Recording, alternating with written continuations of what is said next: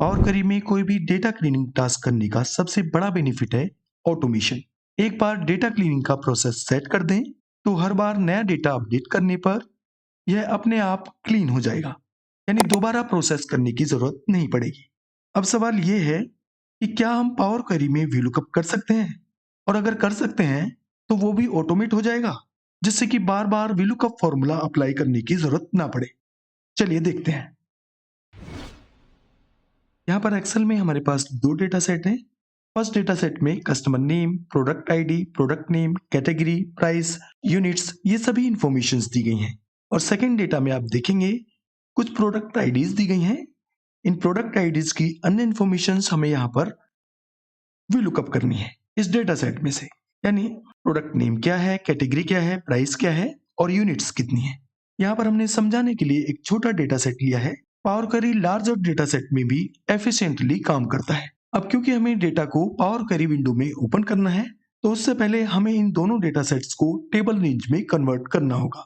तो इसके लिए फर्स्ट डेटा सेट में कहीं पर भी क्लिक करेंगे और टेबल में कन्वर्ट करने के लिए कीबोर्ड से Ctrl+T प्रेस करेंगे, ओके करेंगे। अब ये दूसरे डेटा सेट में कहीं पर भी क्लिक करेंगे, कीबोर्ड से Ctrl+T प्रेस करेंगे और ओके करेंगे। अब इन दोनों टेबल्स को रीनेम करेंगे। तो इस टेबल में कहीं पर क्लिक करेंगे, टेबल डिजाइन पर क्लिक करेंगे और यहां से इसको नेम दे देंगे डेटा। इस टेबल को भी हम रीनेम करेंगे, टेबल डिजाइन पर क्लिक करेंगे और यहां पर नेम दे देंगे प्रोडक्ट आईडी। अब यहाँ एक्सेल में हमारे पास दो टेबल्स हो गए, एक है डेटा के नाम से और दूसरा है प्रोडक्ट आईडी के नाम से। अब ये फर्स्ट टेबल में कहीं पर भी क्लिक करेंगे और डेटा टैब पर क्लिक करेंगे और यहां पर देखिए ये ऑप्शन है फ्रॉम टेबल रेंज। क्योंकि हमारा जो टेबल है वो करंट वर्कबुक में है, तो हमारे केस में हमें फ्रॉम टेबल रेंज पर क्लिक करना होगा। अगर ये डेटा हमारा किसी अन्य वर्कबुक पर होता तो हम यहाँ गेट डेटा पर क्लिक करते, फ्रॉम फाइल पर क्लिक करते और फ्रॉम एक्सेल वर्कबुक पर हमें क्लिक करना होता।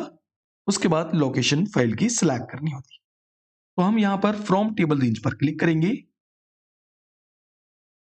ये आप देख सकते हैं जो हमारा फर्स्ट टेबल है डेटा के नाम से वो पावर क्वेरी विंडो में ओपन हो गया है। यहाँ पर अभी हमें कोई भी टेक्निक यूज नहीं करनी है पावर क्वेरी में, केवल इस ऑप्शन पर क्लिक करेंगे, क्लोज एंड लोड। यहाँ पर ध्यान देने वाली बात यह है कि फर्स्ट ऑप्शन को सिलेक्ट नहीं करना है। अगर हम फर्स्ट ऑप्शन को सिलेक्ट करेंगे तो वापस से डेटा एक्सेल में लोड हो जाएगा। तो हमें यहाँ पर ये सेकंड वाले ऑप्शन को सिलेक्ट करना है, क्लोज एंड लोड टू को, क्योंकि हमें डेटा को एक्सेल में लोड नहीं करना है, केवल कनेक्शन क्रिएट करना है। इस पर हम क्लिक करेंगे। अब यहाँ इंपोर्ट डेटा की इस तरह की विंडो ओपन होगी।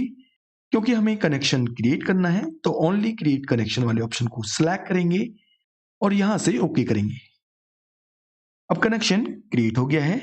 अब ये दूसरे टेबल में कहीं पर भी क्लिक करेंगे, इसको भी हम पावर क्वेरी विंडो में ओपन करेंगे। डेटा टैब पर क्लिक करेंगे, फिर से फ्रॉम टेबल रेंज पर क्लिक करेंगे। अब ये सेकंड टेबल भी यहाँ पर पावर क्वेरी में ओपन हो जाएगा, ये आप देख सकते हैं। अब क्योंकि हमें यहाँ पर इन प्रोडक्ट आईडीज की अन्य सभी इंफॉर्मेशन को VLOOKUP करना है, कहां से, इस डेटा वाले टेबल से। और पावर क्वेरी में VLOOKUP के नाम से कोई भी ऑप्शन नहीं है। यहां पर आप डेटा लुकअप कर सकते हैं मर्ज क्वेरीज टेक्निक से।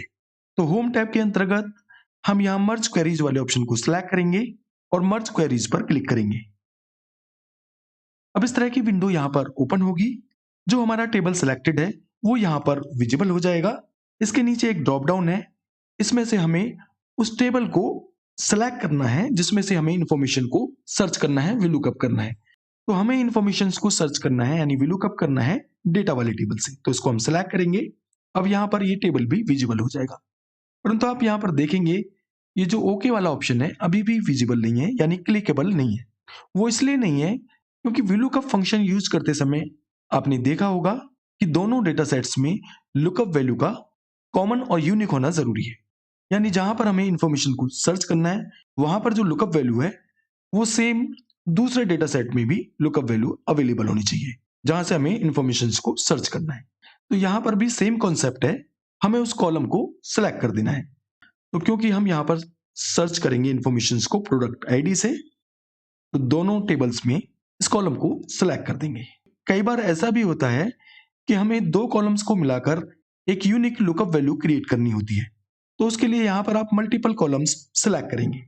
यहाँ पर भी अन्य कॉलम्स को सिलेक्ट करते जाएंगे कंट्रोल प्रेस करके, और यहाँ पर भी अन्य कॉलम्स को सिलेक्ट करते जाएंगे, क्योंकि हमारे केस में केवल सिंगल कॉलम है यहाँ पर जो यूनिक है और कॉमन है दोनों टेबल्स में, तो हमने दोनों कॉलम्स को सिलेक्ट कर दिया है। अब यहाँ पर देखिए जॉइन काइंड के नाम से एक और ड्रॉप डाउन है। जब आप मर्ज क्वेरीज टेक्निक के थ्रू VLOOKUP कर रहे हैं तो ये ऑप्शन सिलेक्ट होना चाहिए, left outer all from first matching from second. इसमें अन्य ऑप्शंस भी हैं और ये बाय डिफॉल्ट सिलेक्टेड है। बस हम यहाँ ओके पर क्लिक करेंगे तो आप देखेंगे सभी आईडीज के सामने टेबल्स आ गए। इन टेबल्स में इंफॉर्मेशन है। जैसे हम यहाँ पर फर्स्ट टेबल को सिलेक्ट करेंगे तो जो फर्स्ट आईडी है उसकी सभी इंफॉर्मेशन जो हमारी रिक्वायरमेंट है वो यहाँ पर विजिबल हो जाएंगी। अब इन टेबल्स को हम एक्सपेंड कर लेंगे। इसके लिए यहाँ एक्सपेंड बटन है, इस पर क्लिक करेंगे, यहां से अनसेलेक्ट करेंगे सभी को। अब उन कॉलम्स को सिलेक्ट करेंगे जिन कॉलम्स की इंफॉर्मेशन को हमें VLOOKUP करना है। तो हमें यहाँ पर लुकअप करना है प्रोडक्ट नेम, कैटेगरी, प्राइस और यूनिट्स, और यहां से ओके करेंगे तो आप देखेंगे वो सभी इंफॉर्मेशन यहाँ पर लुकअप हो गई हैं उन सभी आईडीज के लिए। अब डेटा को हमें एक्सेल में लोड करना है। डेटा लोड करते समय वापस से यहाँ क्लोज एंड लोड पर क्लिक करेंगे। अगर आप सेम वर्कबुक में डेटा को लोड करना चाहते हैं तो सेकंड ऑप्शन को सिलेक्ट करेंगे। अगर आप न्यू वर्कबुक में डेटा को लोड करना चाहते हैं तो फर्स्ट ऑप्शन को यूज करेंगे। तो हम यहाँ पर ये सेकंड ऑप्शन को यूज करेंगे और ये एक्सिस्टिंग वर्कशीट पर क्लिक करेंगे और यहाँ पर लोकेशन दे देंगे जहां पर भी आपको डेटा को लोड करना है। तो हमें यहाँ पर डेटा को लोड करना है यहाँ पर, और यहां से ओके करेंगे। तो आप देख सकते हैं डेटा यहाँ पर लोड हो गया है जो आउटपुट डेटा है। अब यहाँ पर ये हमारे पास सोर्स डेटा है और ये आउटपुट डेटा है। अब जैसा कि हमने वीडियो के इंट्रो में बताया था कि पावर क्वेरी का सबसे बड़ा बेनिफिट है ऑटोमेशन। अब मान लीजिए कोई एक नई आईडी यहाँ पर आ जाती है तो उसकी इंफॉर्मेशन को आपको VLOOKUP करना है, तो इसके लिए आपको ये प्रोसेस को दोबारा से करने की आवश्यकता नहीं होगी। पावर क्वेरी ऑटोमेटिकली इसको परफॉर्म करेगा। तो यहाँ पर कोई भी आईडी हम टाइप कर देंगे। तो यहाँ पर हम टाइप कर देते हैं P007। इस आईडी की इंफॉर्मेशन को हमें यहाँ पर लुकअप करना है यहाँ पर। तो यहाँ पर हमने आईडी टाइप कर दी है और ये आउटपुट डेटा में कहीं पर भी क्लिक करेंगे, राइट क्लिक करेंगे और ये रिफ्रेश वाले ऑप्शन को सिलेक्ट करेंगे।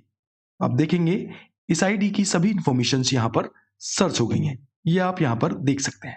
इसी तरह से जो भी आईडीज आप यहाँ पर लिखते जाएंगे और रिफ्रेश करते जाएंगे तो इंफॉर्मेशन लुकअप होती रहेंगी। तो इस तरह से बड़ी आसानी से आप पावर क्वेरी में VLOOKUP कर सकते हैं। अभी के लिए बस इतना ही। नमस्कार।